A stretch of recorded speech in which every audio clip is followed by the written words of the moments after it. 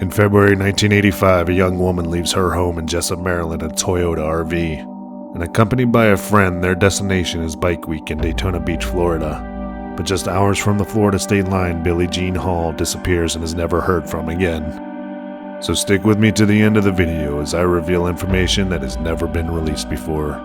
Perhaps together we will solve this 35-year missing persons case on this episode of the Dead Fed Files.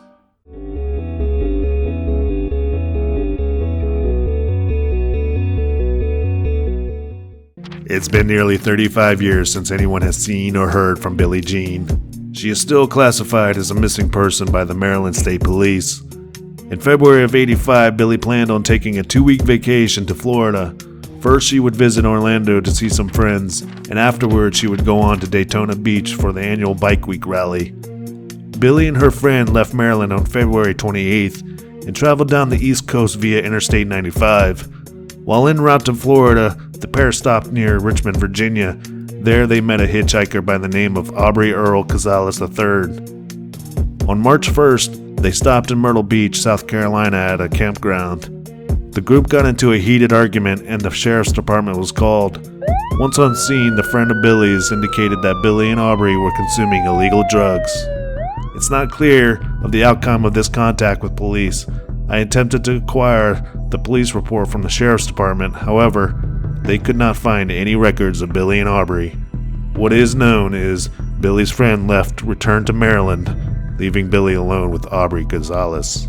On March 3rd, Billie and Aubrey rented a room at a hotel in Brunswick, Georgia, just off I-95. The staff at the hotel were interviewed and do recall seeing Billie, but this is the last time anyone would see her alive. During the 2 weeks Billie was away, her mother and father didn't hear from her, which didn't worry them much at first. Billie Jean's father, Lemuel Hall, who passed away in 1998, said, "We're not home a lot, so we thought she called when we weren't home." On March 27th, Lemuel began to worry when Billie missed a special class for people with brain damage. Because the previous year, Billie was involved in a head-on car collision. She suffered mild brain damage in which the doctor said could result in amnesia at any time. Billie's sister, Cindy Nichols, stated that her sister was on the verge of a nervous breakdown. Billie had received some insurance money from the car crash and decided to go on her trip to Florida. So when Billie didn't return home, her father notified Maryland State Police, and the police had no leads until the Halls began receiving bills from Billie's credit cards. Numerous purchases were made in Florida using Billie's bank cards. All the transactions were completed by a male subject but signed Billie Jean. It's unclear of the results of the investigation into these transactions, other than handwriting analysis was conducted on the signatures and receipts were acquired. The case went cold until August 2nd when police in Louisiana arrested Aubrey Gonzalez driving Billie's stolen RV.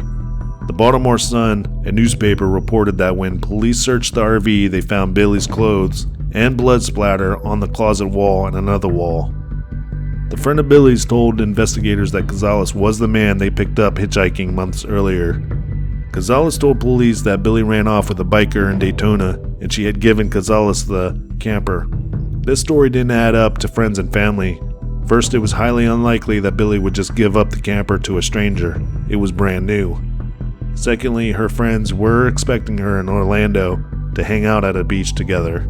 Handwriting samples were acquired from Gonzalez, but they didn't match the signatures on the receipts, and without no other evidence, Gonzalez was released and disappeared. He had given the police a false address, and he could not be located afterwards. Occasionally, there are unidentified remains in Georgia and Florida that are compared to Billie Jean, but aside from that, the RV was the last lead that has been made public since 1990. On a blog in 2016, the case had been discussed, but no other information had surfaced until now. If Louisiana police did not collect enough evidence from the RV, or if Georgia authorities didn't inspect the hotel room thoroughly, then this case could be lost. Requests have been made to Maryland State Police, however, they have yet responded to inquiries. Cameron, Louisiana police did respond. Unfortunately, most of their records were lost due to Hurricane Katrina. They did, however, confirm that Aubrey Gonzalez was arrested in 1985. I was searching through Georgia's unidentified remains when I came across the body of a woman fitting Billie's description. The body was found 3.5 hours away from Brunswick, Georgia. It was somewhat out of the way if you were headed towards Florida, but the similarities were striking. The victim was also found with a pillow, like the pillows you would find in hotels. My inquiry to Maryland police included a request to compare Billie with this unidentified woman. Aubrey Gonzalez was the last person to see Billie alive. He lied about Billie's whereabouts and how he acquired the RV. He gave a false address to police and disappeared afterwards. A blood splatter was found inside the RV, and it's likely that Gonzalez was the man using Billie's bank cards in Florida. Gonzalez has a long criminal history in Florida, including financial crimes such as bad checks and theft. He had family living in Florida, which would make sense why he would be headed that direction originally. He was arrested in Florida several times before 1985. He left Florida but returned and was arrested again in 1986 and several times after. Now this is the first time Aubrey Gonzalez mugshots have been shared with the public.